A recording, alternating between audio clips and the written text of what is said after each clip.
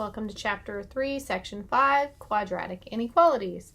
So just a couple of features on the front screen here. Like always, you should see the due date right here before attempts on the student screen. I just don't see it on the teacher preview here. Attempts, we always allow unlimited attempts. So you can see I'm on number 1 of unlimited. I can come in here and submit this assignment as many times as I would like. This particular assignment has 6 questions on it. You'll have anywhere from 1 to 10 questions depending on the section you're on. Sorry about that, trying to get rid of that message from my son there. Grading policy is best score. So whichever attempt is your best one is the one you get to keep. Partial credit is enabled so that if you answer 1 of 6 questions, you get credit for the 1 question.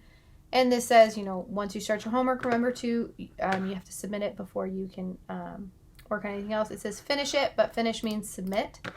So once you click start here, down in the bottom right corner, there's going to be a submit assignment button. You need to make sure that you click that submit assignment button no matter what when you want to leave this screen. So even if I haven't started anything right now, I'd click submit assignment. If I've done a couple of these and I have green check marks on them, I still click submit assignment. It's going to remember where I am when I come back in on my next attempt. So it's not going to make you repeat questions you've already done. And there's 2 big reasons. Number 1, like it said on the other screen, it's going to lock you out of everything if you don't finish or submit the assignment. It's going to make you come back to this one, and everything else will stay locked out. Number 2, your teacher can't see what you've done, so it's not making any effect in the grade book if you don't click submit assignment. So just make sure that you always submit that assignment. There's 3 buttons on the side. Explanation will take away the current question attempt because it's going to give you the solution to this problem. So you're not going to get the answer and then get to come type it in. You have to come and try that again on another attempt. Example will open up quite literally an example of this problem type, show you what to do. So you read through it. Once you're happy with it, you can close that down. You can open up another example if you want. It'll be a brand new one. And you can also message your teacher. It adds an attachment with a picture here so that we know exactly where to help you. Okay, so this is one that we've actually done before. This is just a review of inequalities, this is not a quadratic inequality. This is just 2 variables, so it's a linear inequality.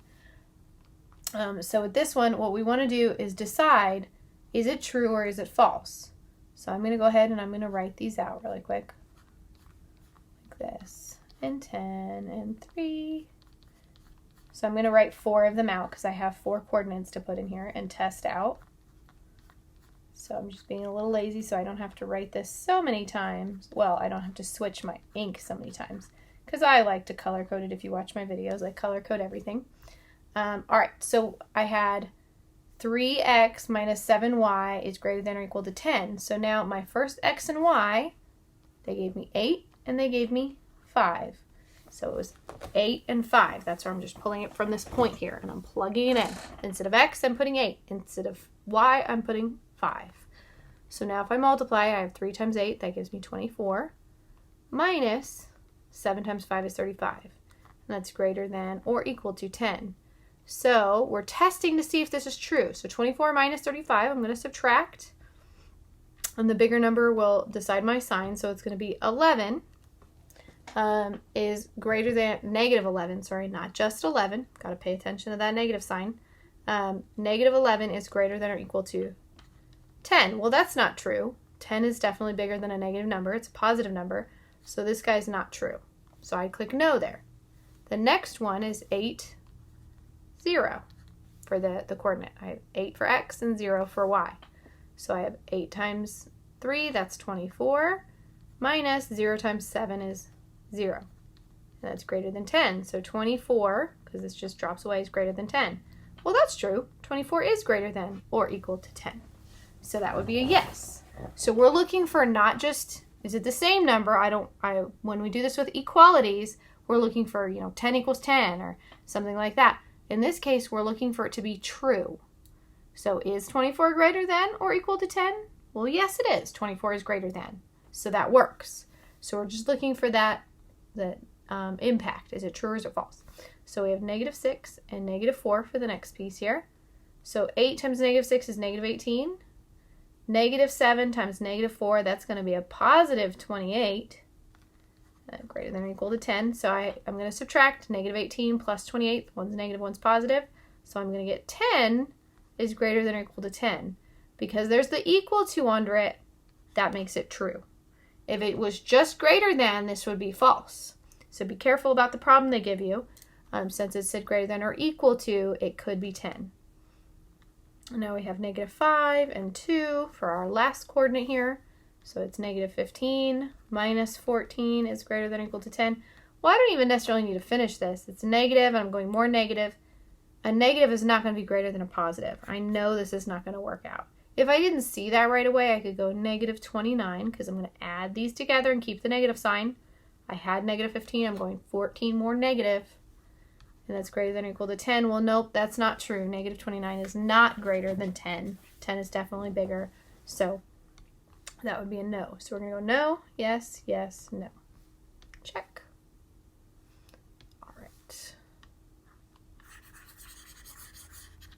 So now we're going to do some inequality graphing, and this is still just linear, so we're not in quadratic yet.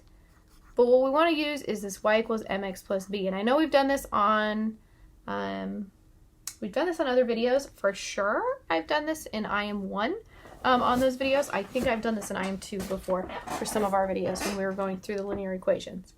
So I know this says equals, but we can still use this same idea here to identify our slope and our y-intercept. So this is our starting point. Our y-intercept is always where we start on our graph. So I'm going to start on positive 5, so I'm going to go up to positive 5. So I go up to positive 5, and then I'm going to use the slope. It's negative 4 over 1. There's always a 1 underneath it if you don't see it, a fraction there, because anything divided by 1 is itself. So this is rise over run. So if it's rise, negative 4, it actually means I'm going to drop negative 4, and I'm going to run 1 to the right. And that's from this point. I'm going to go down 1, 2, 3, 4. I'm going to run 1 like that. And now I'm going to connect these two into a line. The other piece I need to pay attention to, because it's an inequality, is the inequality sign. If it says less than or greater than, this is a dotted line or a dashed line. And when we're doing this on a number line, it's an open dot or a closed dot. So this is dotted, or you can say dashed, however you want to describe that. And then if it's less than or equal to or greater than or equal to, then it's a solid line. Okay, so it's greater than or equal to, I can leave it as a solid line. I don't need to swap that, and this is the little swap button. I do need a shade though, because an inequality has an area that's shaded.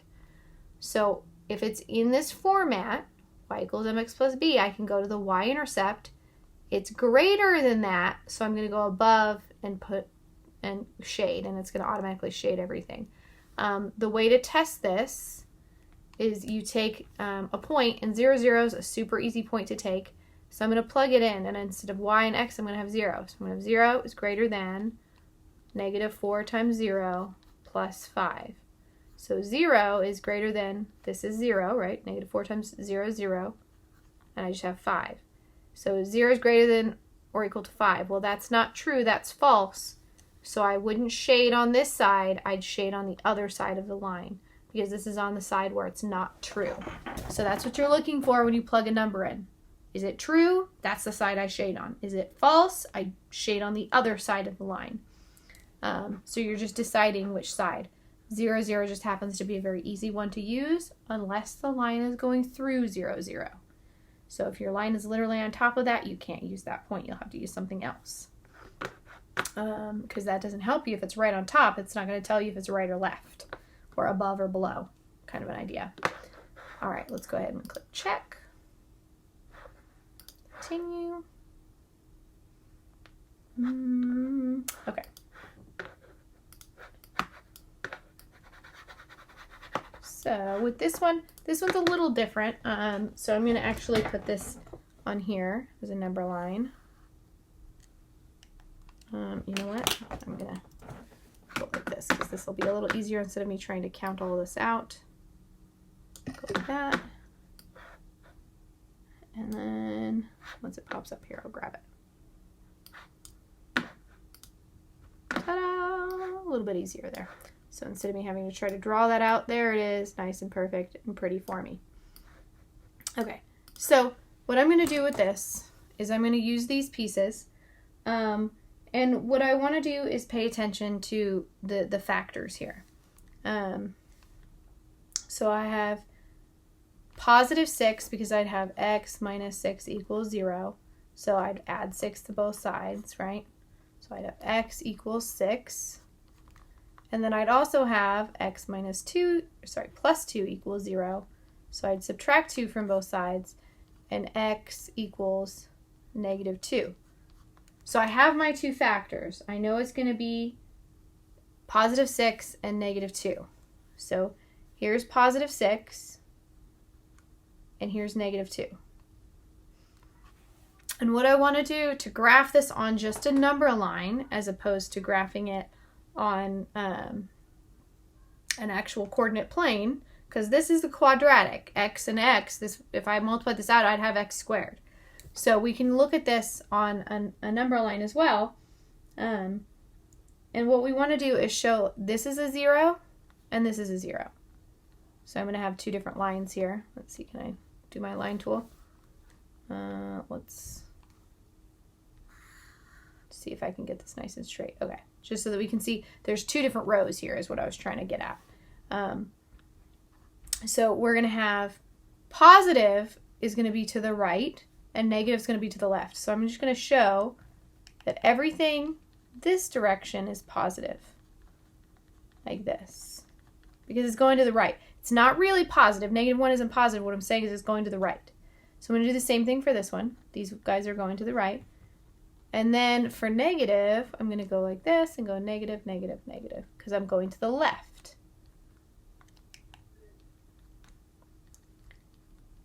I think I did one too many negatives, but that's okay. It's not really a big deal how many we have here, just showing that we're going to the left.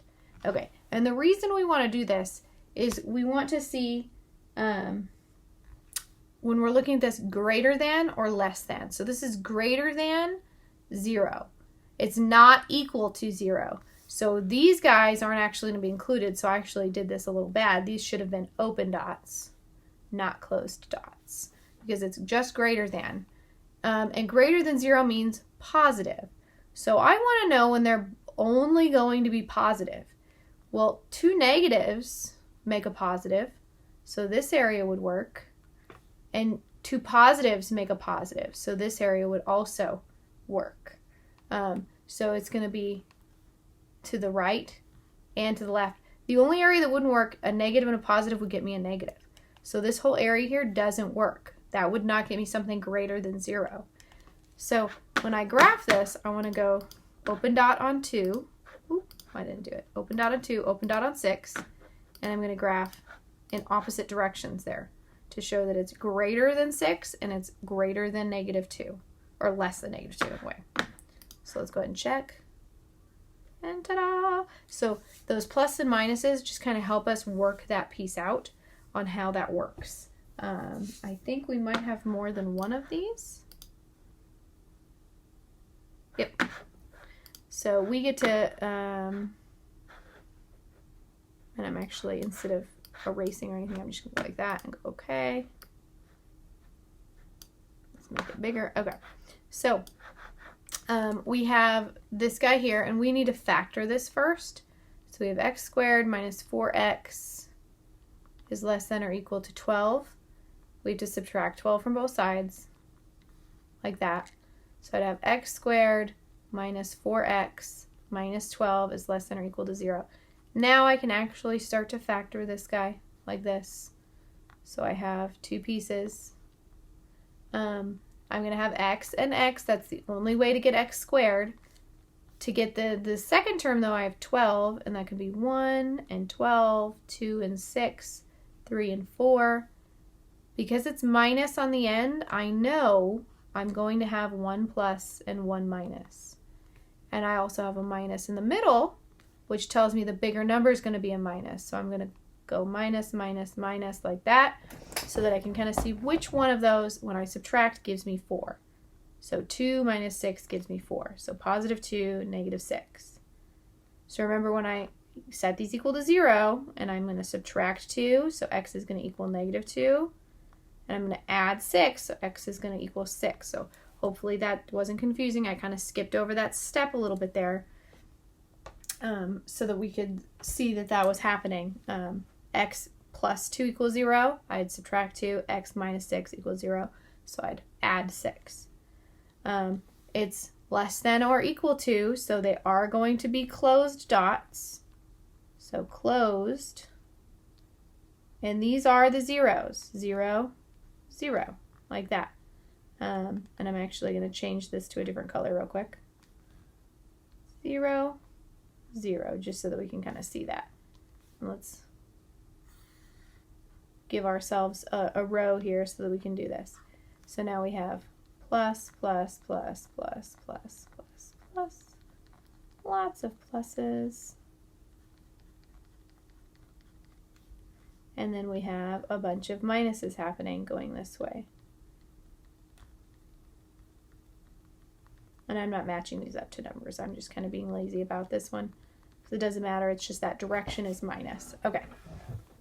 So I need to turn my line tool off so I can actually circle some things here. All right. So if it's greater than 0, because we actually want to look at the 0, not the 12. It's greater than or equal to 0. That means it's going to be, sorry, I read that wrong.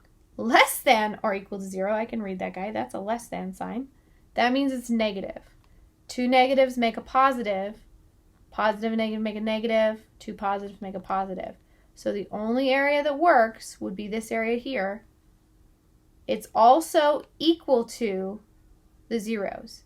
So it's going to be a line in between these two with 2 solid dots. That's where we would get that piece. So it's -2, +6, and it's going to be in between these two guys.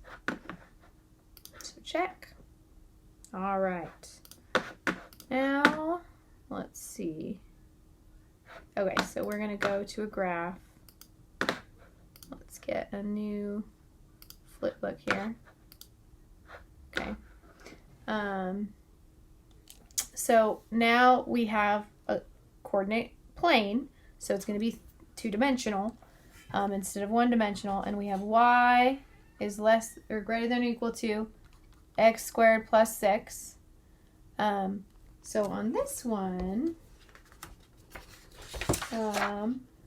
we want to actually go through and graph this quadratic. The best way to do this is to get to make it a table of coordinates. So we have x, y, like that.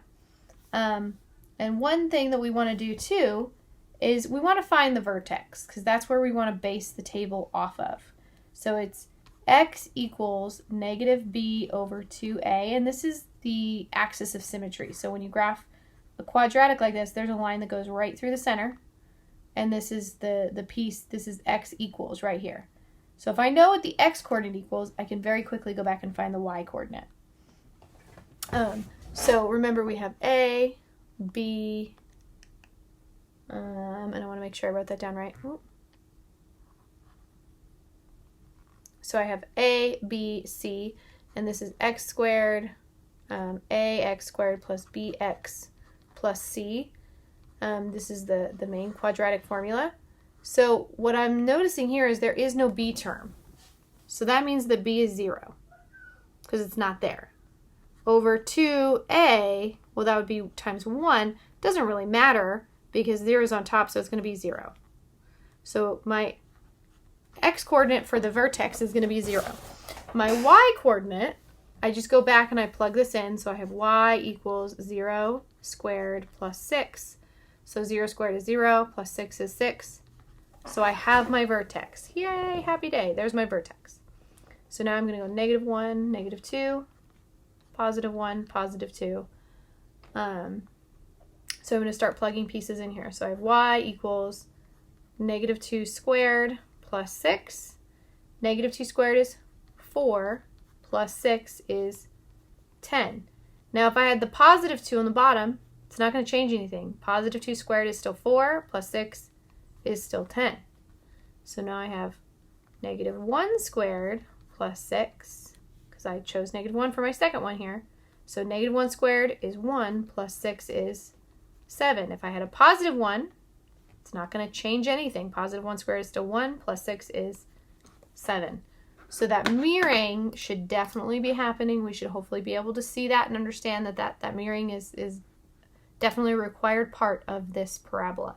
So negative 1 and 7, 1 and 7, 2 and 10, and negative 2 and 10. And now I can click this little button here, and I have to click on the vertex here. And there we go. Why isn't it? Oh, there we go. Place another point. So that's interesting. It makes you click a few extra times there. So if I undo, so it made me click on the vertex, choose if it's opening up or down. So I click again, and now I can place it based on the dot. So it's not just going to snap it for me anymore like it was before. So this one's definitely requiring me to do a little bit more than it was before. Now I have to pay attention. Is it going to be dotted or is it going to be solid? So this is equal to, it's going to be a solid line. Now I can do the shading. So this one's a little bit more difficult. You can't just do greater than or less than. Sometimes that doesn't work out quite right when it's quadratic. So you want to make sure you test a point. 0, 0 is the easiest guy to test here. So 0 is greater than or equal to 0 squared plus 6. So 0 is greater than or equal to 0 squared is 0, 6. 0 is not greater than or equal to 6, so this is not true.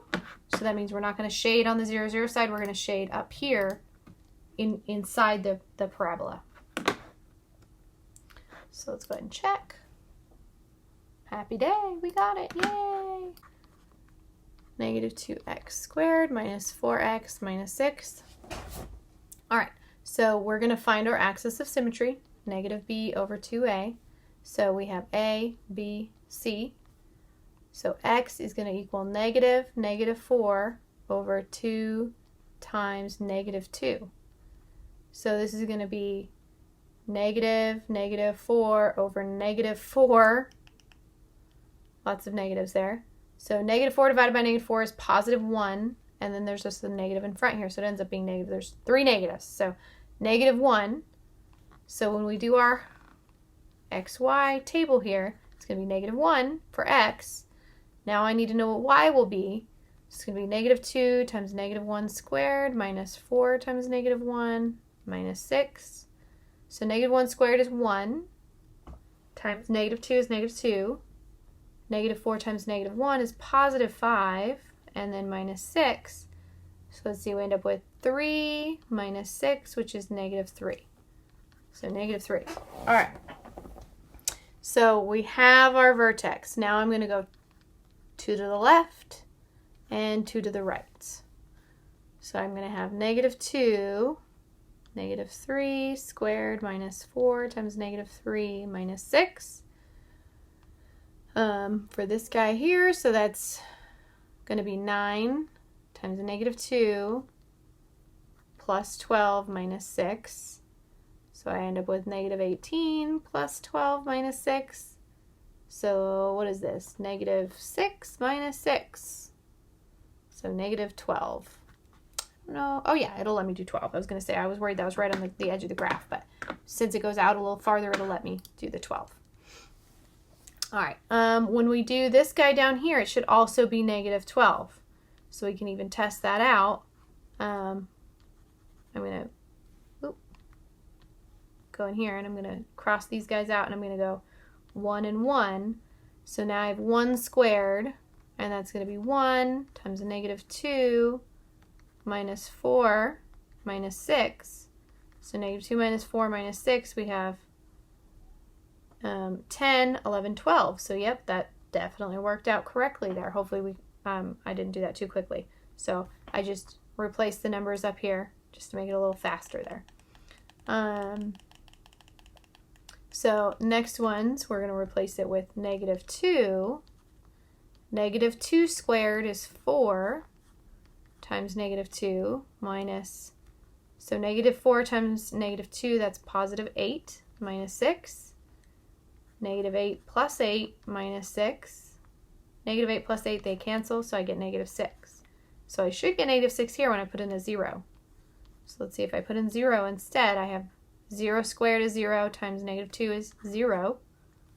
Negative 4 times 0 is 0. Minus 6 is negative 6. So yay, we got all the right pieces there. All right, so let's see. We're going to do negative 3 and negative 12. Oh, negative 12. Got to go down. Negative 2 and 6. Negative 1 and 3. And we're going 0 and 6 and 1 and 12. So we can see that mirroring happening too. I'm hoping that definitely is starting to become a pattern that we understand. So I have to place the vertex, I have to flip it over to show that it's going down, and now I can change the size of the graph by clicking on one of those pieces, and it lines up almost perfectly. Uh-oh, what happened? That's not lining up quite right, is it?